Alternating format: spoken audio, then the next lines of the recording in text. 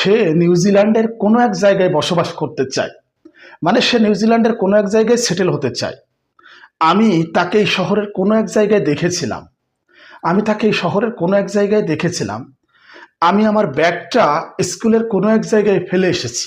আমি আমার ব্যাগটা স্কুলের কোনো এক জায়গায় ফেলে এসেছি। আচ্ছা, এই ধরনের বাংলা বাক্যগুলোকে তোমরা কিভাবে ইংরেজিতে রূপ দেবে? দেখো, যদি এটা একটু মনে রাখো, সামহার ইন, সামহার ইন মানে কোনো এক জায়গায়, জাস্ট এটা একটু মনে রাখতে হবে তোমাদেরকে। সামহার ইন মানে কোনো এক জায়গায়। আর এই স্ট্রাকচারটা তোমাদেরকে ফলো করতে হবে। টেন্স অনুযায়ী অংশ plus সামহার in plus সামহার in, tense অনুযায়ী অংশ প্লাস সামহার ইন প্লাস বাকি অংশ।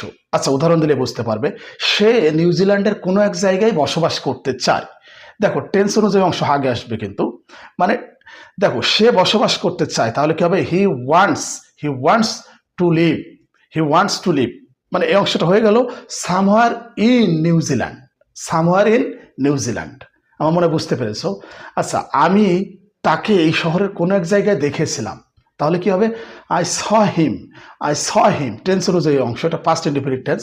I saw him somewhere in this town, I saw him somewhere in this town. আমি তাকে এই শহরের কোনো এক জায়গায় দেখেছিলাম। আমি আমার ব্যাগটা স্কুলের কোনো এক জায়গায় রেখে এসেছি। এটা প্রেজেন্ট পারফেক্ট টেন্সে, ধরো, সমস্যা নেই। আমি আমার ব্যাগটা স্কুলের কোনো এক জায়গায় রেখে এসেছি বা ফেলে এসেছি, তাহলে কি হবে? I have left my bag somewhere in the school, I have left my bag somewhere in the school. আমার মনে হয় বুঝতে পেরেছো। এভাবে প্র্যাকটিস করতে থাকো, ইনশাল্লাহ ইংরেজিটা অনেক ইজি হয়ে যাবে।